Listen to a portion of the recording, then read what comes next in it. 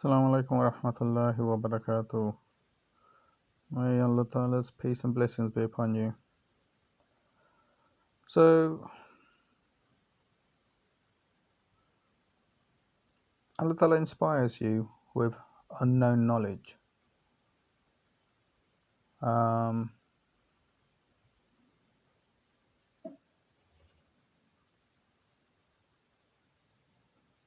I can tell you my own experiences.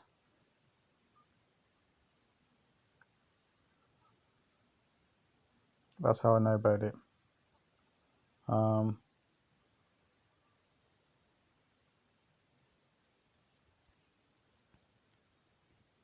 Through dreams and what is termed as inspiration, now I know the word for it is inspiration. What it means is you're inspired with it.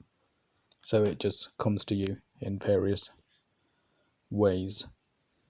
So I would like to share that with people to help them through difficult times, because the understanding that I've been given is, you've been given this information, try and help others with this information and try and help others in testing, because normally it's in testing that people get this information. Why? Because Allah Ta'ala tests people, right?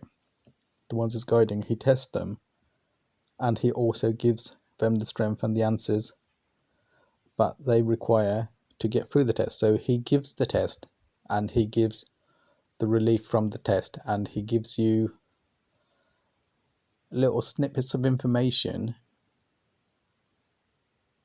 to get through what you need to get through, but not so much as that it would make it too easy for you, because then it wouldn't be testing enough. It'll be perfect. He won't test you more than you can handle, but it will be perfect. And sometimes it will seem daunting, sometimes it's going to seem too much.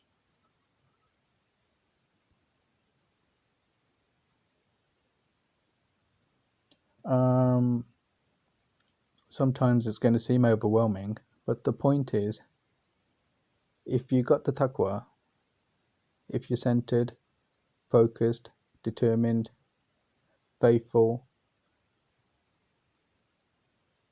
and strong and righteous, you'll be okay, because that's what it's for. Because tests are designed that way, that the person who is patient with the test gets the reward. The person who becomes like angry and displeased and unhumble, he gets, the anger. He gets the anger instead. So Allah Ta'ala gives the potential. The test is a potential. For the believer, it's good. Whatever the outcome, for the believer, it's good. But for a non-believer, it's not good. If he gets tested, or if he's in hardship, it's normally or possibly not in the sense as a test in anyway, just as a punishment. It could be that,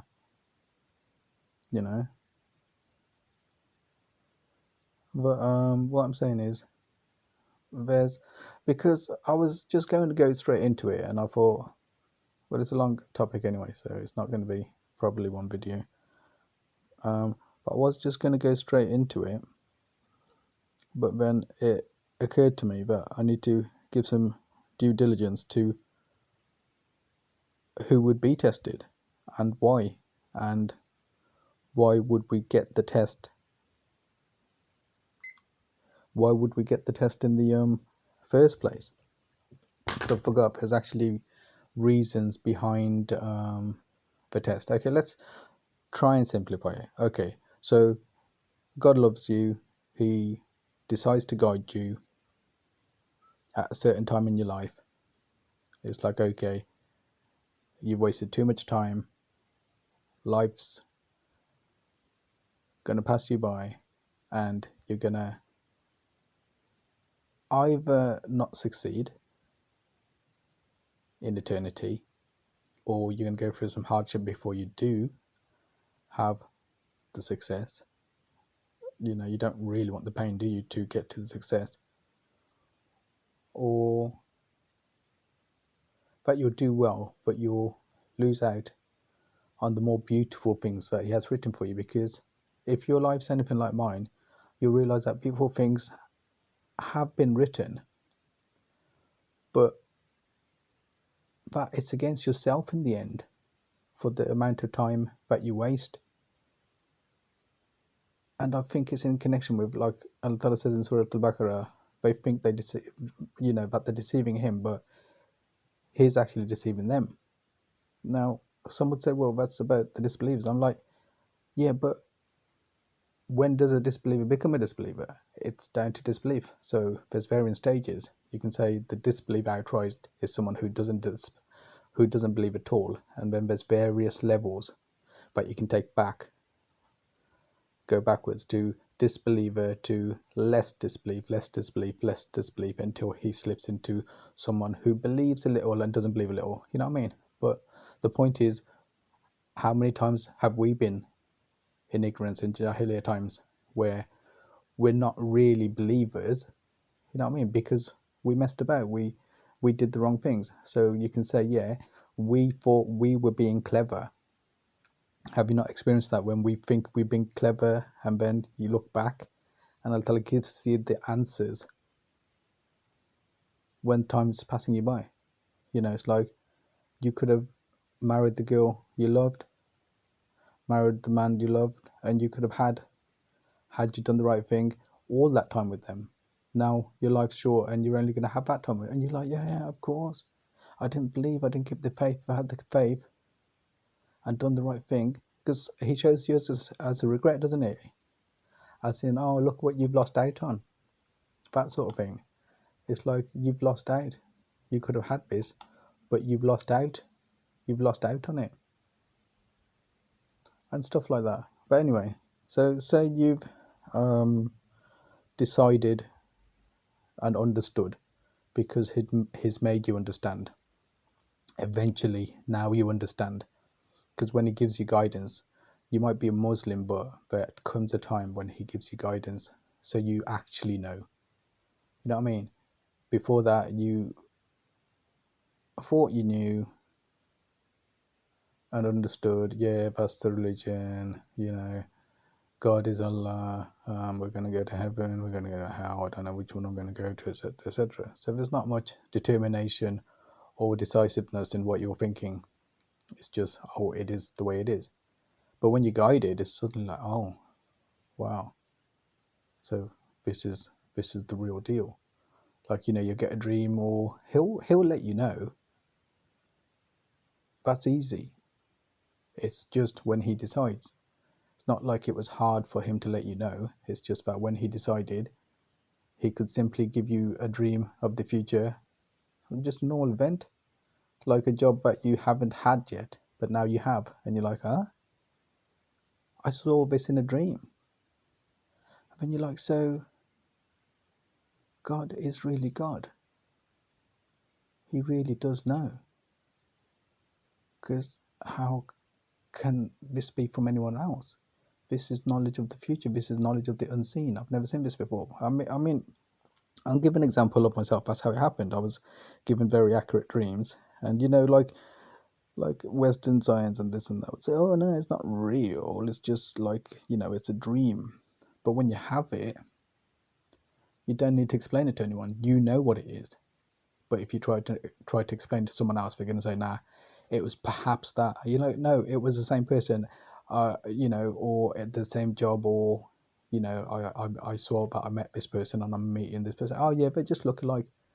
But you don't have to explain it. It's like, don't even bother. You know what I mean? It's way too difficult. Just accept it as it is, unless you're going to try and help someone with it, then explain it like I am. So yeah, things like that happened to me, and I was like, oh, my life. It's like, so is this the religion? Because I'm born into it. So I've read a few books and stuff like that, and I thought, oh yeah, now this is good. This is simple. Allah Ta'ala's telling you directly that this is how He is. That He'll inspire people. That He will let people know about things, and that He has that power to do so. So I was relieved. So I prayed. I said, Allah Ta'ala, so if you are Allah, the God, then please, accept my repentance and accept my prayers, and I'm really regretful for the time I've wasted, so please guide me and allow me to do the right things. And not only did I want to do the right thing, I was really guilty. I wanted to make make it up. Not that we could ever make it up, but to do things as well as possible. It's like after having wasted so much time, now I would have to make an extra effort. So, I started being very diligent in my prayers. I wouldn't just pray 5 times a day. I would make sure that I'm doing extra prayers. I wouldn't just do my prayers. I would study the religion. I started learning the Quranic Arabic, the Hadith, the Quran. I would listen to it constantly on my earphones, at home, on the stereo, and I would continuously do that. And I think I did that for probably, let me see, close enough to 10 years. Went off the tracks for a bit, because I realised that I was losing my fitness and I needed to get fit, so I started going back out in the world and stuff like that. But then that took me a bit too far away, because when you go out into the world, then you got the world to contend with as well. And previous to that, because of tests and stuff like that, I was out of work for a long time. I was in depression. I was living with mom, so it was all okay. But then I got back into work and I got my own place, and then what do you call it? Things got more complicated, because I had more of a social life. I was at work, I had my colleagues and stuff, and I was in a big environment in the supermarket, and I had lots more responsibilities. I would come home, I'd feel tired, I'd just sit there watching YouTube or movies and stuff like that. But eventually, alhamdulillah, in one Ramadan, Allah Ta'ala brought me back to guidance. I repented, I cried, and got back on track. Anyway, to talk about inspiration, if by Allah Ta'ala's hukum, by His command, you're brave enough to walk the gauntlet, so to speak, then it's like you're acknowledging the test and you're accepting it, because normally it's given to someone who will accept it. The ones who don't accept it, the medium people, they just do their prayers, do their fasting, but they won't do anything extra.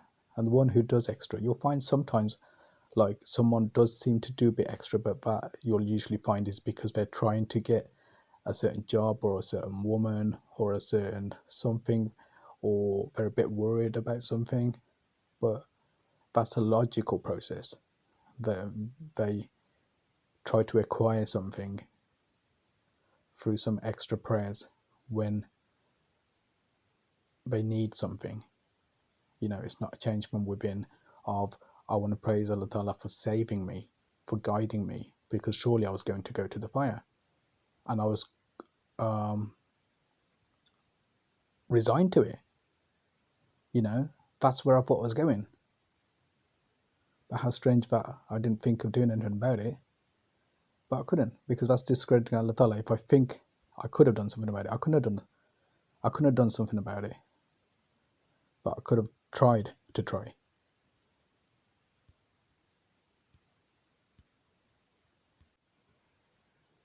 So it's like a time comes where, as you know, Allah Ta'ala is most merciful, yeah? And the potential for how beautiful your life could be on the earth before the actual beautiful eternal life is a lot, because a beautiful life can be a really good help to attain the good Islamic life. Having that peacefulness, having that beautiful environment to pray in. Hardships can get you there, it's true, and normally it is that way. But you get the hardships, it funnels you into the right direction, stops you from doing all the things you used to do. You know what I mean? If you were going out with your friends and stuff like that, messing about and not doing anything good, then the hardship comes, then the scare comes. Allah Ta'ala like sort of directs you and funnels you into one direction, which is, in the end, you on your knees on the prayer mat and crying and asking for guidance. And then he guides you because he's most kind. It was in his plan anyway. You weren't going to come to guidance unless he planned this for you. And part of the difficulty was part of you earning that. Like in Ramadan, like the first 10 is for the mercy, and then the forgiveness, and then the salvation. It's like to say we're not even deserving of the good, which we're not, until we have some of the hardship that brings you the mercy, and then the forgiveness, then the freedom from the fire. Because if you notice, I don't know if you notice this, but the first 10 days, accordingly in Ramadan, are quite hard. Sometimes you're tested, or that's the one time you're tested in the whole year. You know what I mean? Like something comes up and it's really difficult and you're fasting. But the way I see it, that's to gain that mercy, because you're going to get the forgiveness after you get through that. If you haven't been doing good from one Ramadan to another, the way I've seen it is, to get a good Ramadan, you have to do the one good before it and the one good before it, because it cycles round. Because it's like Allah saying, oh, now that I've closed the gates of hell, now that I've tied the Satan up, now you suddenly want to pray. And you think you got the privilege to do so, because we do tend to think, don't we? It's like, oh yeah, we got the privilege. Oh yeah, I'm going to pray. Yeah, I'm going to pray. Ramadan's come, I'm going to pray. It's not even your decision. So imagine how enraging that could be. It's not even your decision. But now you're saying, oh, I'm going to do some Quran and stuff. And I had it. That's why I can speak about it. It was like Allah saying, oh, now you're going to do it. No. Why should I let you? Go through 10 days of hardship and then I'll let you. Perhaps. It's up to me. That sort of thing. Same as when you were guided. Like a lot of people, same as myself when I was guided, I was like, why can't I do this? Why can't I do that? Now that I want to pray, Allah keeps stopping me. I want to go to the mosque. This is the right thing to do. I should be able to do this. I want to do extra fast. When Allah gave me the understanding, it's like, I guided you. There's no way you could have come to guidance. I guided you. You be grateful, and you be patient, and you wait. And I used to pray all my life. I used to pray for a long time for an answer and stuff like that. I'd have to wait, and I'd have to wait, and I'd have to wait. But then when things happened, they were so perfect. I'll be blessed with so much guidance and so much knowledge and stuff like that. It was a test. In other words, it was like, where have you been all this time? Do you think you can just turn to me just like that when you want, and then have all the things that you wanted? You're not favouring me, I'm favouring you.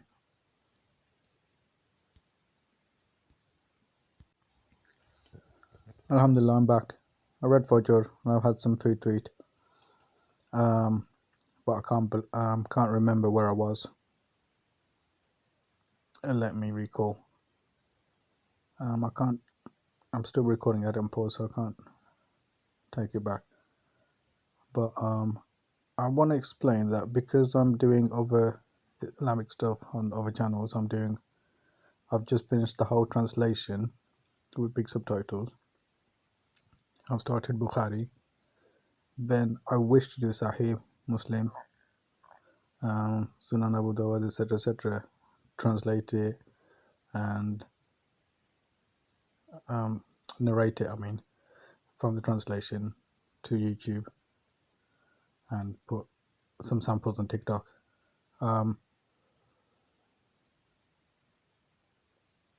Because that's how I'm doing it. Because, TikTok's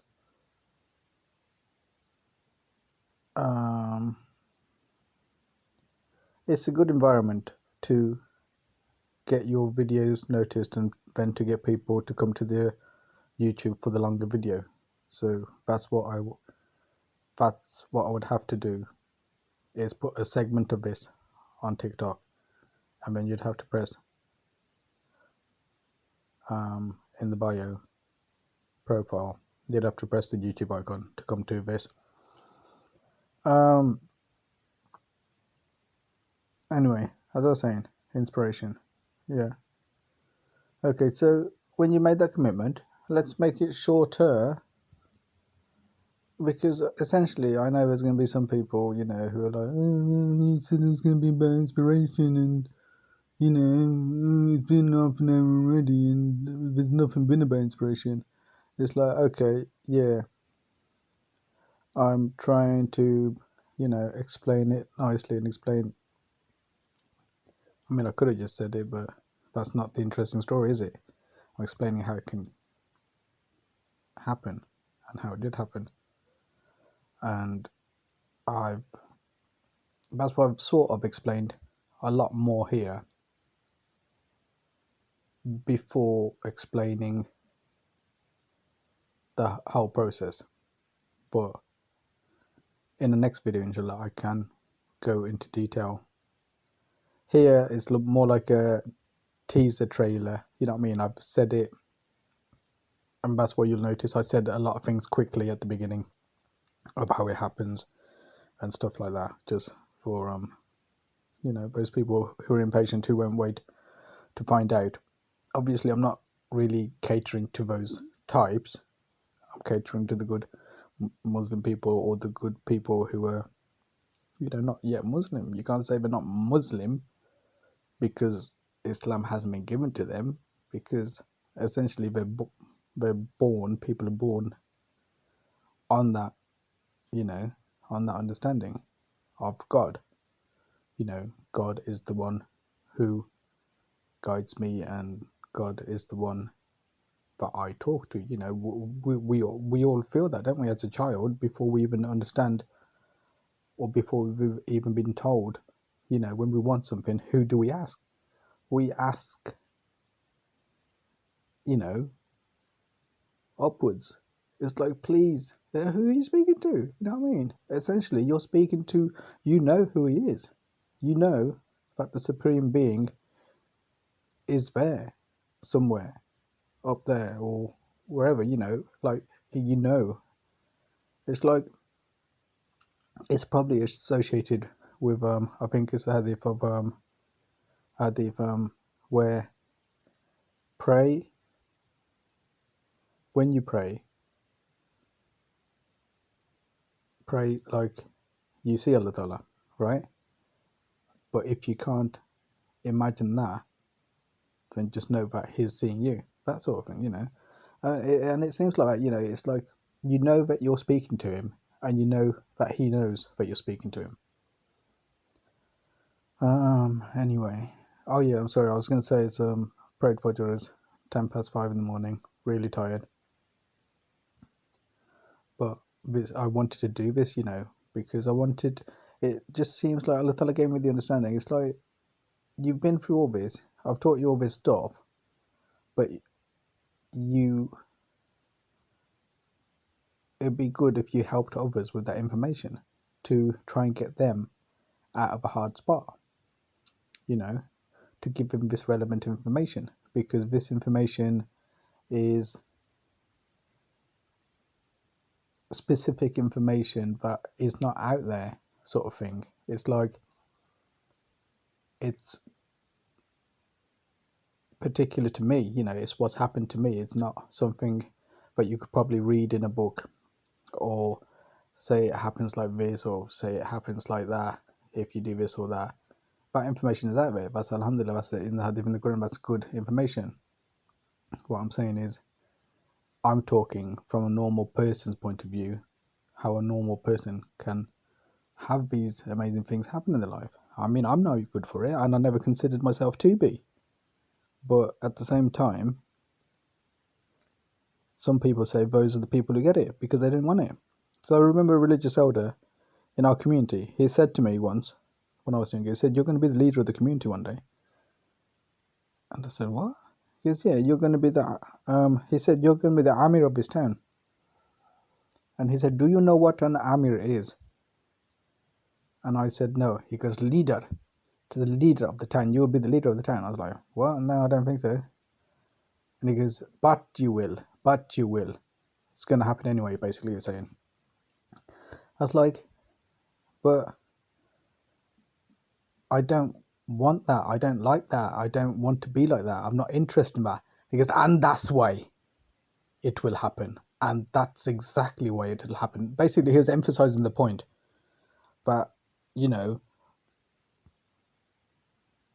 that's exactly why it's going to happen, because you're someone who doesn't go looking for those things, you know. So, I forgot what I was saying now. Anyway, so you get guided, you commit yourself to Allah Ta'ala, you're like, okay. Because when you agree to it, it's like, okay, you know who I am, I know what I'm doing, I've guided you, and this is it. This is where it begins. You can either chicken out at that time and say, I can't do this or whatever. Then, you know, he could be happy with you, but he'll probably say, okay, you don't get the best of what I had for you, but carry on. But I know that you're good for it, or else I wouldn't be asking you, you know what I mean? Giving you this information, giving you this knowledge, this inspiration, these thoughts coming into your head. You know, that's how Allah Ta'ala converses with you, don't it? He converses you with your own thinking. You think it's your own thinking, but only later when it comes true do you realize that it wasn't your own thinking. That's one level of inspiration. That's the type of inspiration. Actually, I might as well tell you the types of inspiration that how I've understood it for myself. There's the dream, where it's completely clear, happens exactly as it happens. Then there's the dream where the knowledge was made up symbolically through various things. Like, you know, those sort of weird movies where it's like a fantasy sort of thing, that things mean things, but they're not exactly how it's going to be, but it's symbolic. You know what I mean? Like, instead of, like, say there's great things gonna happen for you,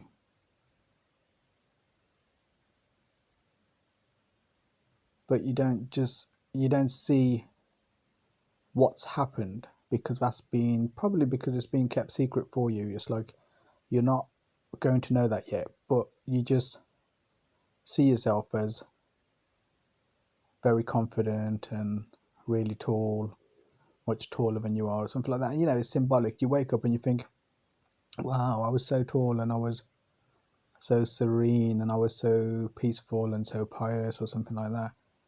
And, you know, it's symbolic, but it probably will happen, but it's symbolic. Or else some dreams, because all of Allah Ta'ala's wisdom in it, because everything means something. So Allah Ta'ala knows what it's going to mean if He just showed it you. Because sometimes showing someone can mean that they don't attain it, especially if they think, that's going to happen anyway because I've seen it.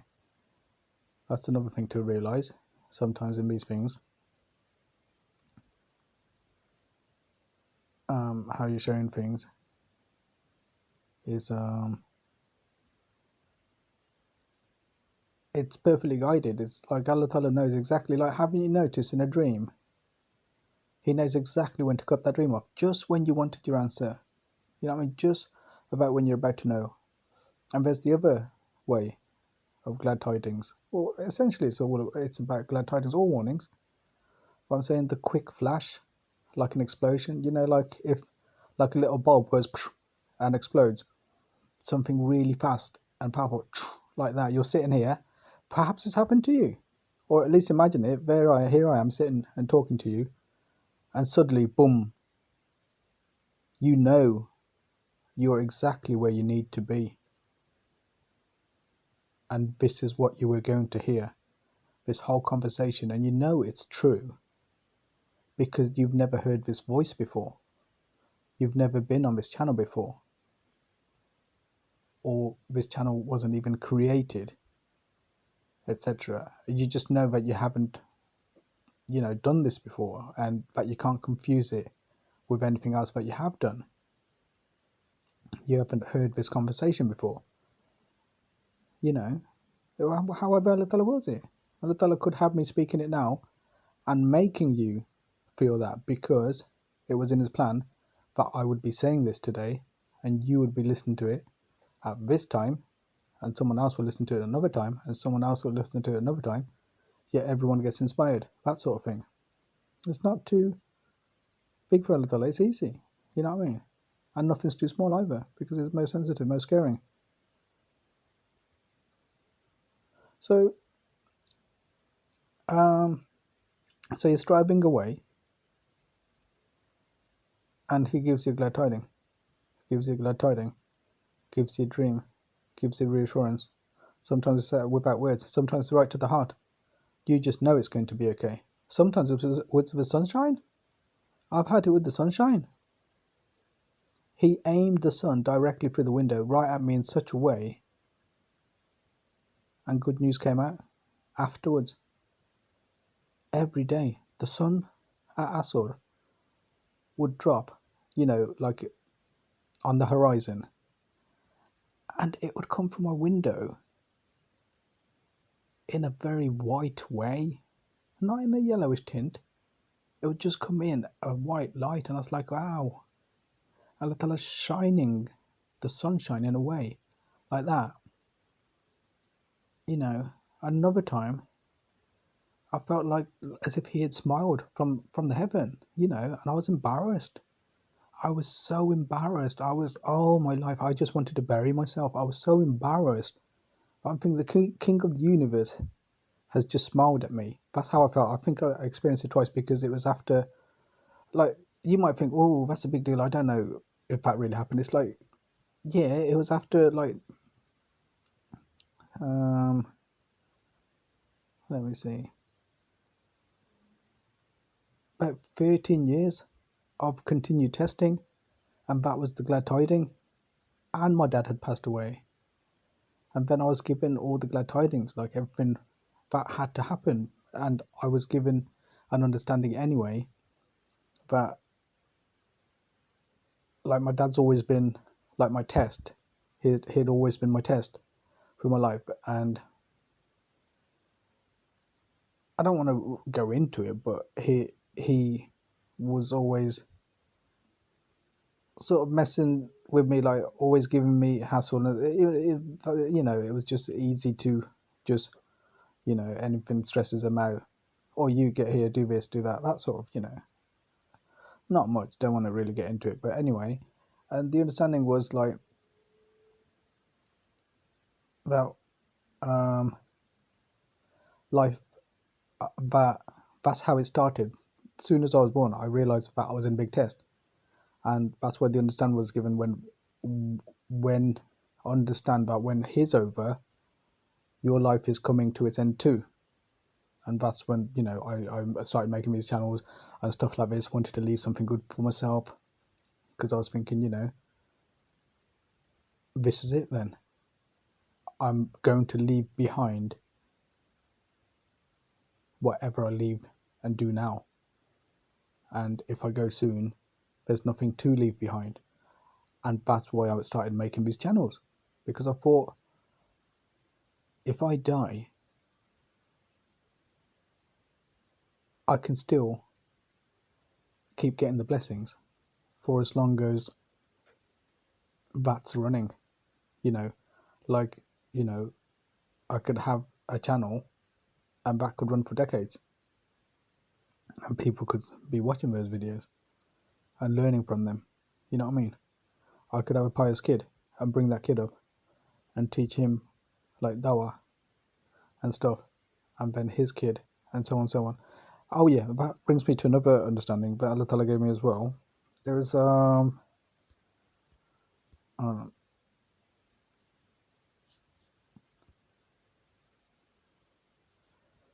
But he gave me the understanding because I'd become really committed and pious, and I was praying all the time, doing tasbih and Quran, always reading the Quran, and then he gave me the understanding, it's like, whatever you do, because this is how he got me into dawah, propagating the knowledge. It's like, whatever you do, no matter how much you do, because what I used to do is basically I would seclude myself in the home and just do tasbih. I was too depressed to go out and go to the mosque, although I did eventually. But all I'm saying is, when the test first came, it was very hard for me. I could hardly move. Part of the test was that I got fat and stayed in, and I could hardly move. I felt like every prayer there was rocks on my back, and it was so hard for me to get down and get up. But I asked for it, because when Allah first blessed me, I was so happy. Yeah, I was so strong, and I said, Allah, please test me. But I found out you're not supposed to say that. I said, Allah, I want to be grateful to you. Please test me. Please make it like my prayer is like 100 times heavier and stuff like that. And then eventually it's like it became like that. It was like I was made out of lead, and I'd have to get down into prostration, into sajda, into ruku, and then come back up and go down. And I was like, oh wow, this is so difficult. And then I remembered in the end that I asked for it. But alhamdulillah, Allah blessed me with it. He gave it me, and I got blessed for it. Because at every stage I was being blessed more. Then I was starting to progress more, learning more, having tests and learning more. And with each test I was given more, because we're being given that understanding that if Allah Ta'ala is favouring someone, He favours them with the understanding, with the guidance. And I was learning more, and I was becoming better. I was becoming, it's like all Islamic. Basically I was all Islamic. I wasn't perfect, but I was still, wasting time, I would say. I was still wasting time. I was still like not taking things seriously. But then it gave me an understanding that there's going to be a big test coming up. And it did. Basically, it was quite clear, because it was just a name. And I was like, huh? What's that mean? Just a name. But then it became a test. And after the test was over, I remembered that I was told about it 20 years ago. That it would happen, because I was telling my friend that it would happen. And I was like, don't you think that's weird?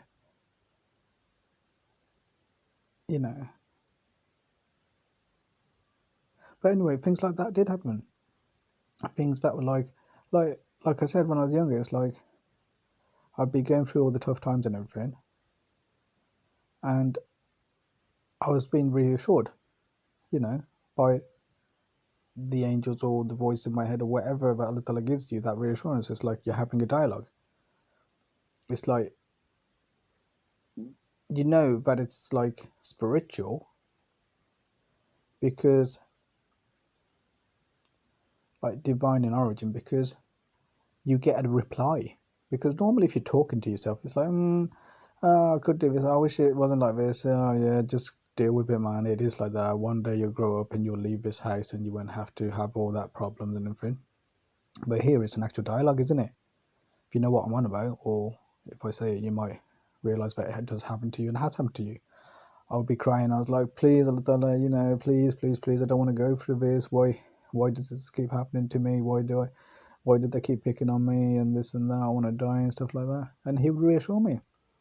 It's like, it's going to be good for you. I was like, good for me? How is it going to be good for me? And it was like, trust me, it's going to be good for you. It's going to work out for you. What's happening now will be good. I was like, but can't you just stop it? You can stop it. You can stop it. You can stop it from happening. And the words were, we don't do that. But obviously as a child of 6 or whatever I was, I didn't understand what that would mean. It's like, but we don't do that. Now we understand. We don't stop people from behaving the way they behave, because they're put here to be accountable for the best of their deeds.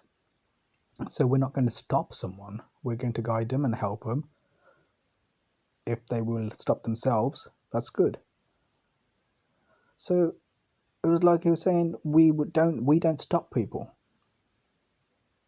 So it's like basically he's going to keep doing what he's going to do.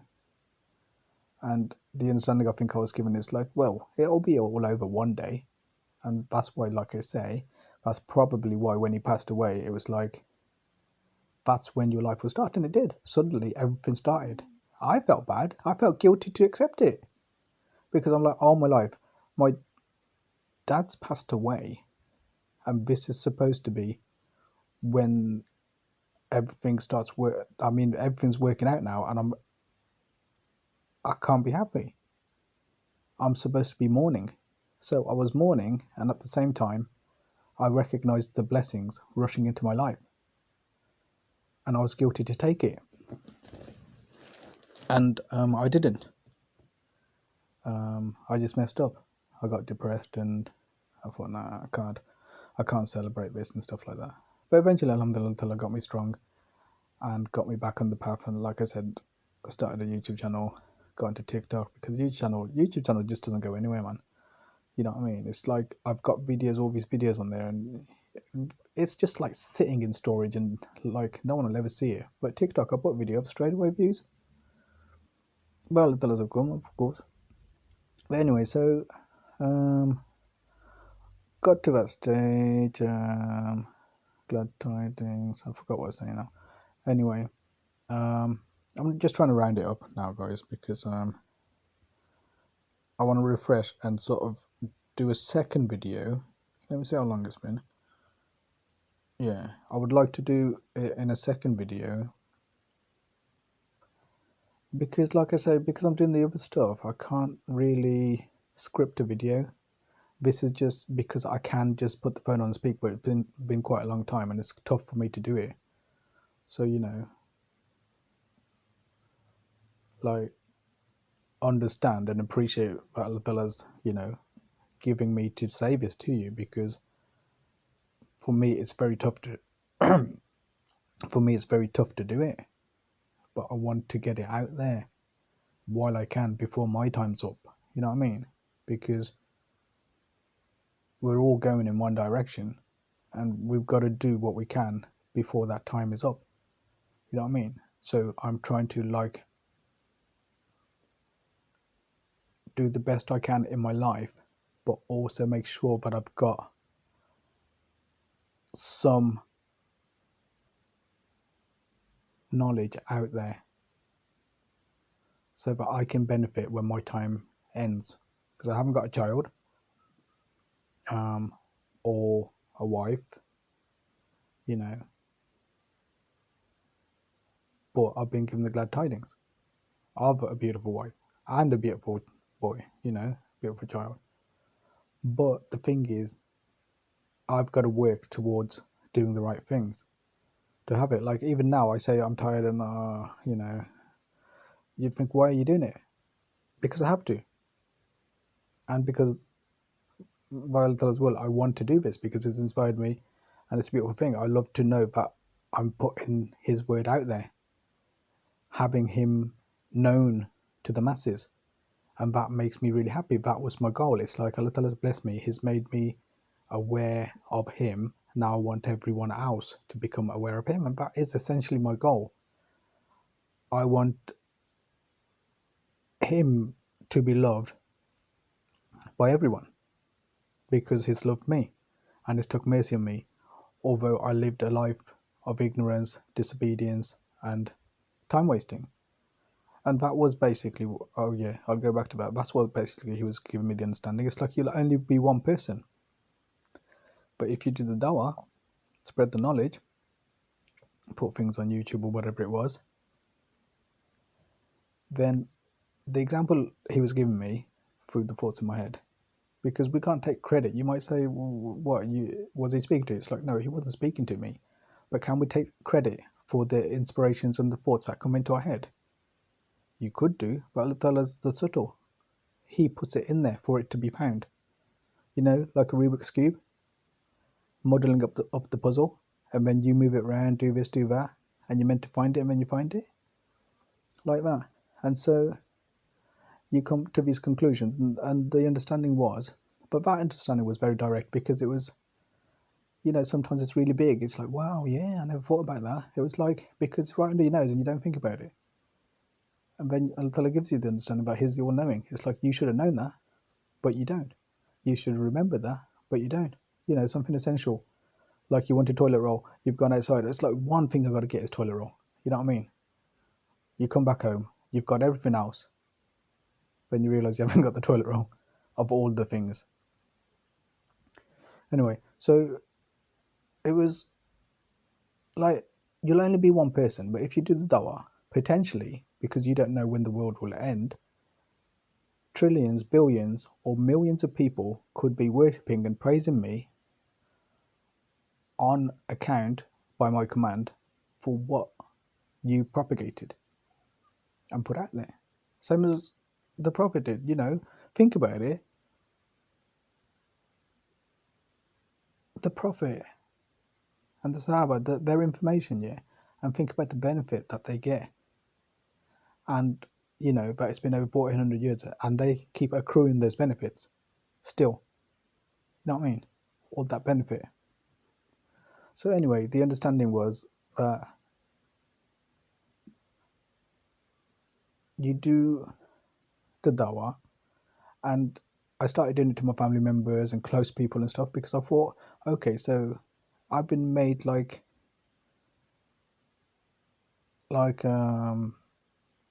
I've been given special attention to do this, and I didn't consider myself as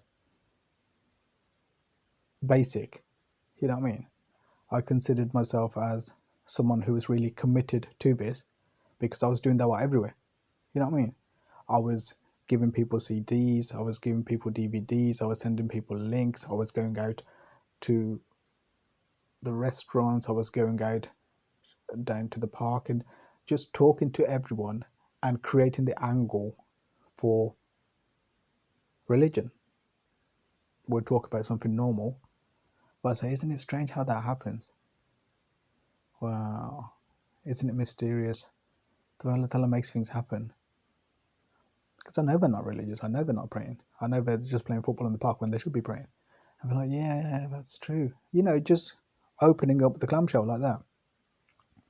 Anyway, the understanding is, like, how many people would I reach like that? If I go online, I'll reach more people and stuff like that. But the understanding was, if I get a few people who are serious like me, and then they do the same with the family, and their family grows and they teach their sons and daughters even better than they did, because we wouldn't make the mistakes we did.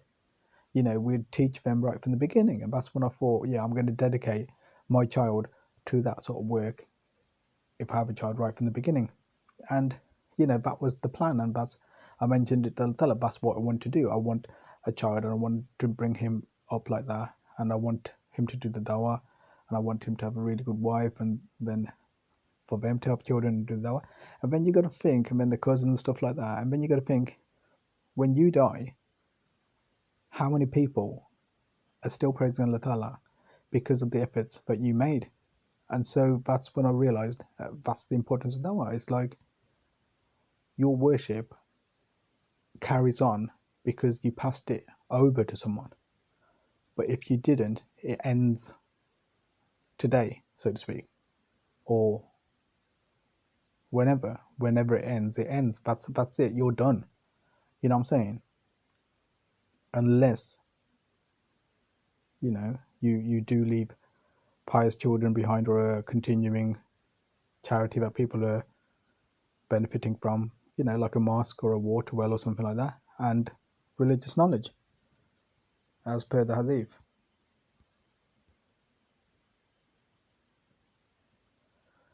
So types of inspiration. You can get a very strong image in your head, a whole reel, like a movie, telling you exactly what's going to happen. About 6 to 7 to 8, 10 points. I had every point down, and I even managed to tell someone that this is going to happen, and it happened exactly. And then they said to me, I can't believe, when you said it was going to happen like this, it happened exactly like that.